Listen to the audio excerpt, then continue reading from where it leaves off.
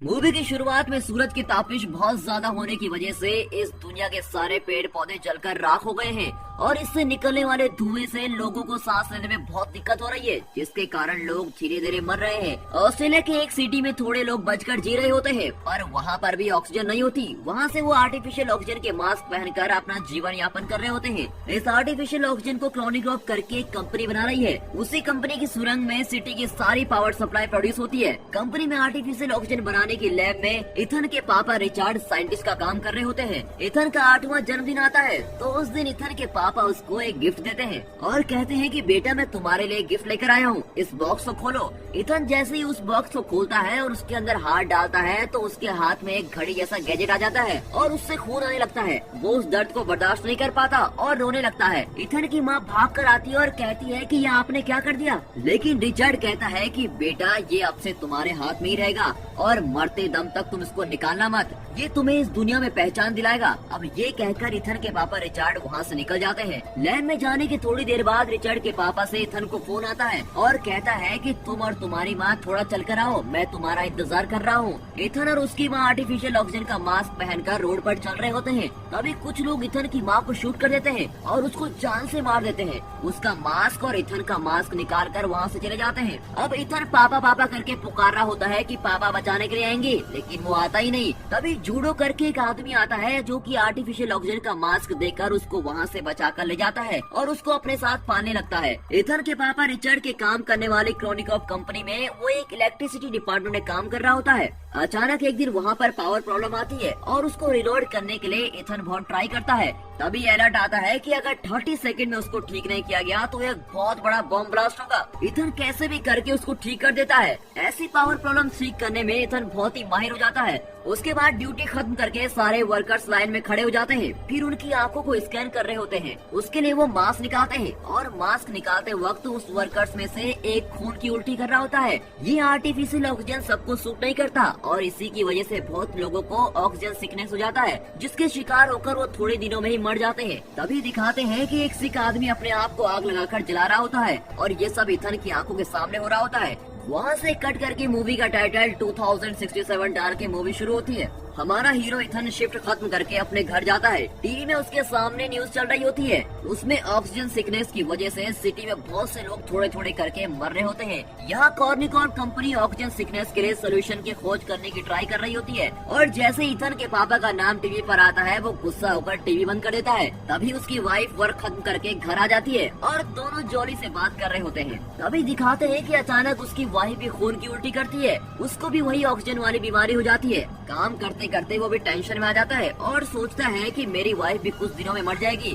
उसी वक्त थोड़े ऑफिसर्स इथन को ग्राउंड फ्लोर पे बुलाने के लिए आते हैं और उसको जबरदस्ती बुलाते हैं। ये देखकर इथन डर जाता है। तभी वहाँ पर जूड आता है। जूड कहता है कि चलो चलते हैं, देखते हैं कि क्या करते हैं। वह कॉर्निक्रॉप कंपनी के सीईओ रेजिना को मीट करते हैं। रेजिना कहती है कि हमारी सिटी की हालात दिन ब दिन खराब होती जा रही है, लोग धीरे धीरे करके खत्म हो रहे हैं। वो कहता है कि वो सब तो ठीक है, पर मुझे यहाँ पर क्यों बुलाया है और मैं कर भी क्या सकता हूँ। तब रेजिना कहती है कि तुम ही हम सबको बचा सकते हो। इथन को कुछ भी समझ नहीं आता कि ये ऐसा क्यों बोल रही है। रेजिना इथन को और उसके दोस्त जूड को लैब में लेके जाती है। वहाँ पर साइंटिस्ट बिली इथन को वेलकम करता है। उस लैब में एक टाइम मशीन होती है। वो इथन को दिखाकर कहता है कि इसको तुम्हारे पापा रिचर्ड ने खोज निकाला था। इसमें से एक मैसेज हमने फ्यूचर को यानी कि 2467 में भेजकर चेक करके देखा और वहाँ से भी एक मैसेज वापस आया और वो क्या मैसेज है तुम खुद ही देख लो। रेजिना इथन को वो मैसेज दिखाती है। इथन वो देखकर बहुत ही शॉक हो जाता है क्योंकि उसमें कहा होता है कि इथन को भेजो। वो भी वो मैसेज इस प्रेजेंट टाइम से 400 साल बाद से आया था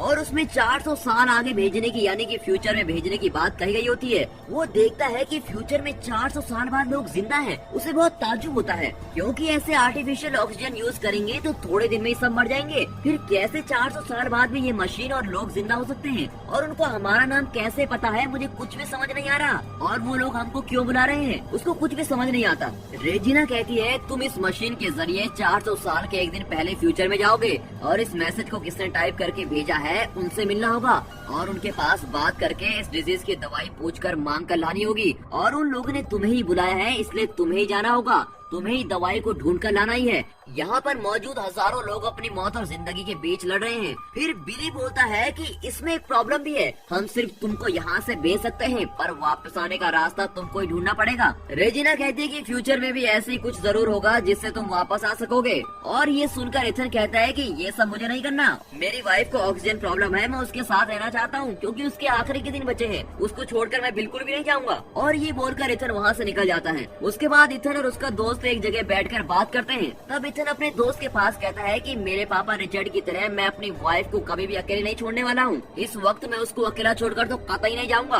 तभी झूठ कहता है तुम दूसरों के लिए दवाई लेने नहीं जा रहे हो, तुम अपनी वाइफ के लिए भी दवाई लेने जाओगे वहाँ। और फिर उसका मन बदल जाता है। इथन घर जाकर जो कुछ हुआ वो सब बातें अपनी वाइफ को बता रहा होता है। वो सुनकर उसकी वाइफ कहती है कि तुम कैसे इतने सेल्फिश हो सकते हो, तुमने देखा था पिछले साल मेरी क्लास में 20 बच्चे पढ़ रहे थे पर अब सिर्फ क्लास में 12 ही बचे हैं।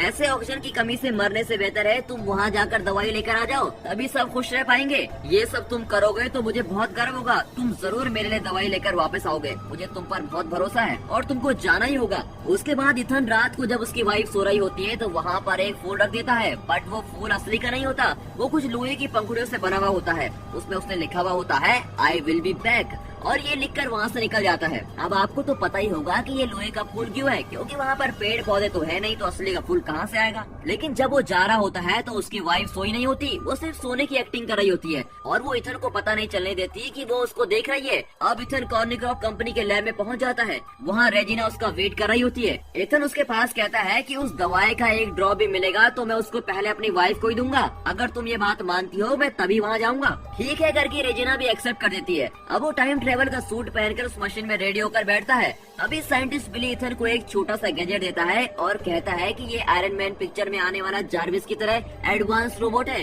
ये तुम्हारे एक एक मोमेंट को रिकॉर्ड करेगा और तुम्हें सारी चीजें बताएगा। जूड भी उसको बाय करके भेज देता है। अब मशीन ऑन हो जाती है, उसमें काउंटडाउन शुरू होता है और 0 के आते ही इथन के बदन पर बहुत सारे रेडियंस पास होते हैं और बहुत ही स्पीड से टाइम ट्रेवल करके फ्यूचर में जाकर वहाँ एक जंगल में लैंड होता है। लैंड होते वक्त बेहोश होकर गिर जाता है, आंखें खोलकर देखता है तो उसका सूट जल रहा होता है। वो उसको गौर करता है, वो उठकर उसको बुझाने की कोशिश करता है पर वो आग और जल रही होती है, तो वो उस सूट को निकाल कर फेंक देता है। अब वो सूट उसकी आंखों के सामने जलकर विस्फोट हो जाता है। तभी वो एक चीज पर गौर करता है, उसके चारों तरफ सारे हरे भरे पेड़ हैं। ये देखकर वो बहुत ही खुश हो जाता है और ताज्जुब भी होता है क्योंकि पहली बार उसने इतने सारे पेड़ पौधे, इतनी नेचुरल ऑक्सीजन देखी होती है और उसका खुशी का ठिकाना नहीं रहता। अब वो हर चीज को छूकर मजे ले रहा होता है।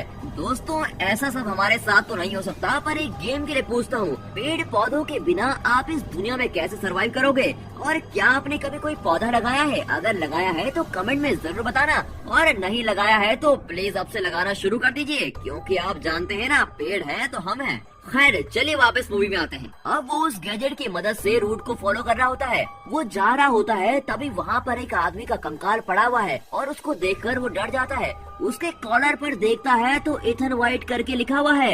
ये देखकर तो वो बिल्कुल ही शॉक हो जाता है क्योंकि ये उसी का कंकाल होता है। अब वो उसकी खोपड़ी पर देखता है तो ये गोली का निशान होता है। तभी उस कंकाल के पास में देखता है तो वहाँ पर वैसा ही गैजेट होता है जैसा उसको बिली ने दिया होता है। वो उस पुराने गैजेट से अपने नए गैजेट के बारे में पूछता है, पर वो बोलता है कि मुझे टाइम ट्रेवल के बारे में कुछ भी नहीं पता। फिर वो कंकाल के हाथ में देखता है तो वैसे ही घड़ी होती है जैसे उसके पापा ने उसको दी थी। अब उसको अपनी प्रेजेंट घड़ी के बाजू में रखकर देखता है। देखने में दोनों एक ही तरह दिखती हैं, लेकिन गौर करने वाली बात यह है कि जो उसकी प्रेजेंट घड़ी है उसमें रेड लाइट होती है और उस कंकाल की घड़ी में ग्रीन लाइट जल रही होती है। अब वो उस पुराने गैजेट को ऑन करके चेक करता है और उसमें बात करने की कोशिश करता है, और उसमें तो 2% ही चार्ज बचा होता है और वीडियो डिस्प्ले नहीं हो पाती, इसलिए सिर्फ ऑडियो चलती है। फिर वो ये कहता है कि आखिरी में जो इंसिडेंट हुआ था उसके बारे में ऑडियो प्ले करो। उस ऑडियो में थोड़े डायलॉग्स के बाद कोई इसको गन से शूट करने की आवाज सुनकर बहुत डर जाता है। ऑडियो के प्ले होने के दूसरे सेकंड में उस गैजेट में चार्ज खत्म हो जाता है। फिर वो सोचता है कि जैसी आवाज इसमें सुनाई दे रही है वैसी मैंने कहीं तो सुनी है, कहीं तो जरूर सुनी है। अब उसे ऐसा एहसास होता है जैसे इस दुनिया में अभी कोई जिंदा ही नहीं है। थोड़ा थोड़ा अंधेरा होने के बाद वो प्रेजेंट वाले गैजेट की मदद के साथ आग जलाकर उसके बाजू में बैठ जाता है। फिर वो कुछ फल वगैरह ढूंढ कर खाता है। उसके खाने के थोड़ी देर बाद जोर से बिजली चमकती है और बारिश शुरू हो जाती है। तभी देखते हैं कि दूर से कुछ रोशनी नजदीक आ रही है। उसके बाद एक आदमी उसके नजदीक आ रहा होता है। उसको देखकर ये सोचता है कि कहीं ये वही आदमी तो नहीं जिसने मुझे मारा था, और वो डरकर भागने की कोशिश करता है, पर वो बेहोश होकर गिर जाता है क्योंकि उस फल में जहर होता है। आया हुआ आदमी उसके हार्ट पे एक इंजेक्शन लगाता है। थोड़ी देर बाद आँख खुलने पर उस आदमी के नजदीक आने पर ही पता चलता है कि वो उसका दोस्त जूड है। तब जूड कहता है कि तुमने वो जहरीला फल खाया, इसलिए मैं तुमको बचाने के लिए यहाँ आ गया हूँ। तुम अपनी जान के लिए लड़ रहे थे, जिसको हमने गैजेट के जरिए देख लिया था। तुम्हें बचाने और तुम्हारा साथ देने के लिए मैं भी आ गया हूँ। दूसरे दिन सुबह हो जाती है। फिर इथन जूड को भी वही कंकाल दिखाता है जो उसने देखा था, और ये देखकर जूड भी बहुत आश्चर्यचकित हो जाता है। उसके बाद दोनों जल्दी जल्दी दवाई ढूंढने की कोशिश कर रहे होते हैं और कहते हैं कि हमें जल्दी वापस भी जाना है। फिर वो अपने गैजेट से हेल्प मांगते हैं। वो उसको नया रूट दिखाता है। उसको फॉलो करते जाते वक्त वहाँ पर एक दरवाजा दिखता है। सिर्फ इथन उस दरवाजे के पास जाकर खड़ा हो जाता है। जूड एक पेड़ के पीछे छुपकर बैठ जाता है। तभी उस डोर से एक इंस्ट्रूमेंट निकलकर बाहर आता है और इथन की आंखों को स्कैन कर रहा होता है, और दूसरे ही सेकंड वो डोर खुल जाता है। दोनों अंदर जाते हैं। अंदर बहुत ही अंधेरा है और थोड़ी दूर चलने के बाद एक सिस्टम को देखते हैं। उसमें वेलकम इथन करके एक मैसेज डिस्प्ले होता है। तभी मशीन में आता है कि डीएनए को एनालाइज करना होगा। वो जैसे ही सिस्टम के आगे हाथ दिखाता है, उसके हाथ में जो घड़ी होती है वो अपने आप उसका खून निकालती है। वो दर्द के कारण तड़प रहा होता है। कुछ ही सेकंड में इसकी घड़ी की लाइट रेड से ग्रीन हो जाती है। फिर ये लोग समझ जाते हैं कि हम कॉर्निक्रॉप कंपनी में ही हैं। उस सिस्टम में इथन आखिर में जो इंसिडेंट हुआ था उसको डिस्प्ले करने के लिए कहता है। उस डिस्प्ले में इथन के 8वें जन्मदिन के समय रिचर्ड उसको वो घड़ी जब पहनाता है, उससे पहले के लैब में होने वाले इंसिडेंट को वो दिखा रहा होता है।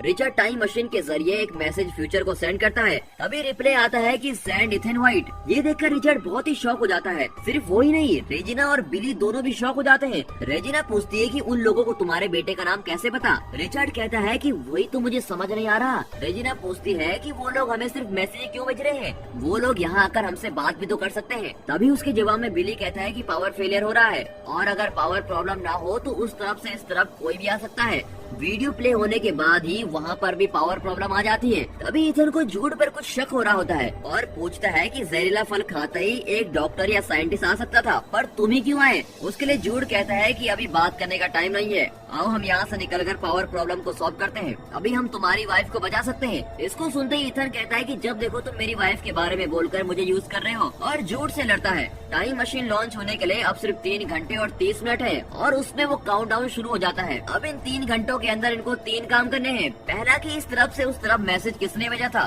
दूसरा ऑक्सीजन सिकनेस के लिए दवाई, और तीसरा है कि वहाँ की पावर सप्लाई को ठीक करना है, वरना वहाँ पर बहुत बड़ा धमाका हो जाएगा। अब वो सिटी के अंदर जाकर देखते हैं तो वहाँ पर सिटी सारी तहस नहस हो चुकी है, सब कुछ बर्बाद हो चुका है। वहाँ पर सारे लोग ऑक्सीजन न होने की वजह से मास्क के साथ ही वहाँ कंकाल में बने हुए हैं, और वहाँ पर लाइन से बहुत सारे कंकाल पड़े हुए होते हैं, कोई जिंदा नहीं होता। इथन अपनी वाइफ की क्लासरूम की जगह पर जाकर देखता है, वहाँ पर उसकी वाइफ और दूसरे स्टूडेंट सारे मरकर कंकाल में बने हुए होते हैं। अपनी वाइफ के कंकाल के हाथ में वो उसी फूल को देखता है जो उसने जाने से पहले उसको दिया था। उसमें उसकी वाइफ ने लिखा हुआ होता है कि तुम फिर वापस जरूर आओगे, मैं भगवान से प्रार्थना करूंगी।